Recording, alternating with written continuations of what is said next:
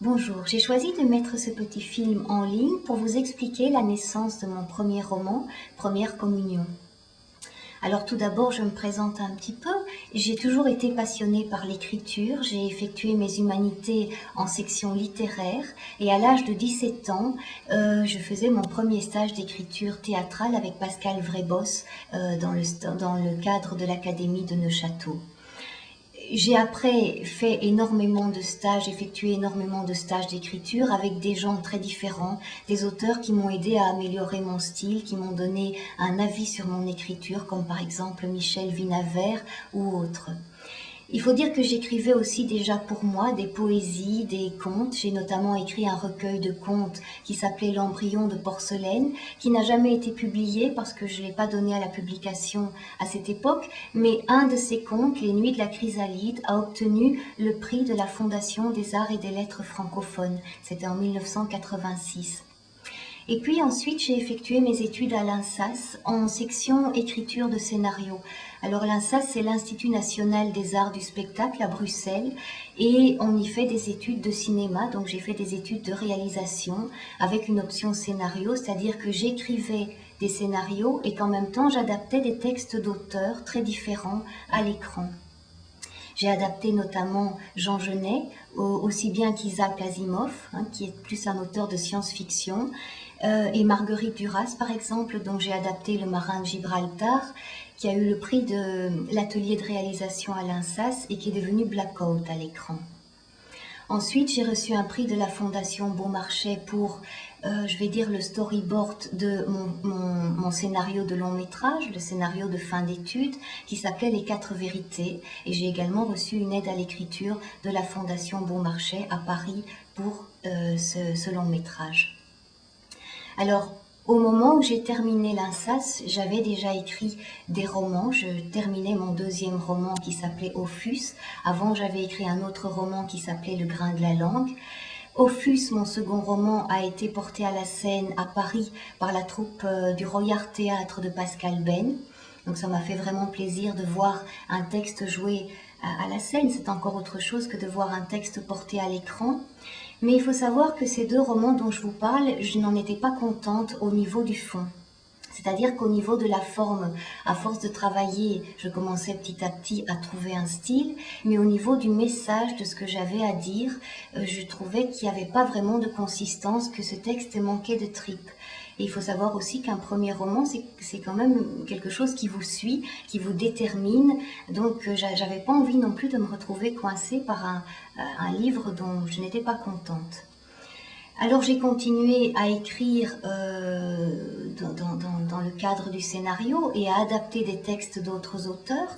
Et c'est dans le cadre d'une adaptation justement d'un texte de Paul Fournel, une adaptation assez libre puisque ne sachant pas si l'auteur nous donnera les droits, on va chercher un petit peu dans nos souvenirs d'enfance, dans nos souvenirs personnels, de la matière à construire quelque chose qui nous permettrait de retomber sur nos pattes si l'auteur ne donne pas son autorisation. Donc on appelle ça alors une adaptation libre.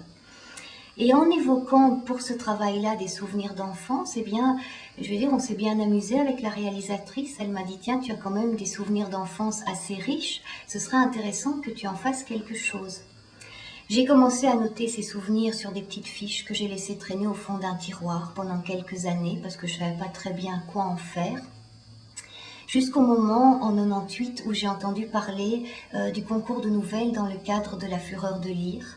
Et là, j'ai repris ces petites fiches et j'ai essayé d'en faire quelque chose et j'ai écrit cette nouvelle qui s'appelait Première Communion et où là, pour moi, réellement, il s'est passé quelque chose, c'est-à-dire que cette petite fille de Première Communion a commencé à naître sous ma plume, à parler sous ma plume et là, pour une fois, j'avais cette sensation de réussir à dire quelque chose, à proposer quelque chose. Alors, j'ai pas dû me tromper complètement puisque cette nouvelle a reçu 2 grands prix, le prix de la RTBF et celui de la communauté française, ce qui m'a encouragée.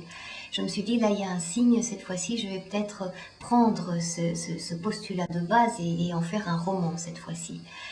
Dans ce roman, j'ai décidé de me donner un énorme espace de liberté.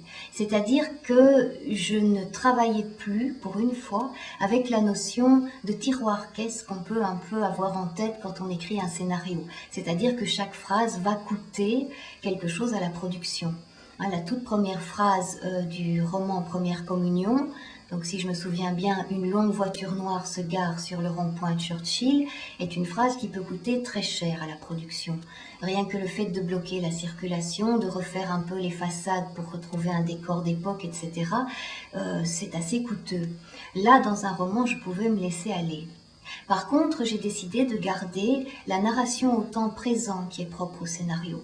La narration au temps présent, c'est-à-dire que dans un scénario, vous avez les scènes découpées intérieur jour, extérieur nuit, par exemple, et puis on vous décrit l'action au présent.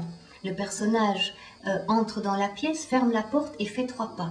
Tout est écrit au présent. On ne dit pas il est entré dans la pièce, il a fermé la porte. Donc cette narration donnait un côté très vivant au texte et c'est pour ça que je l'ai conservé.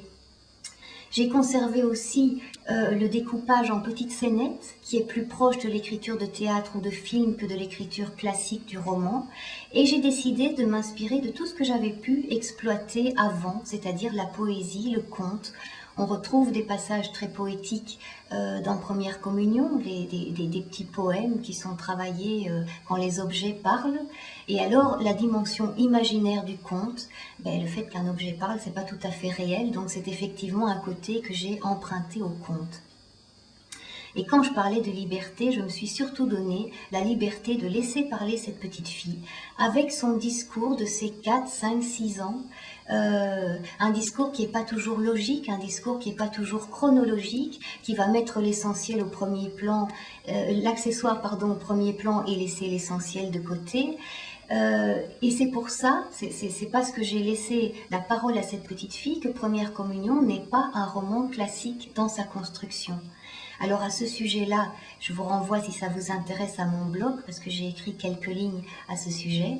Et pour le reste, je vous souhaite une bonne lecture.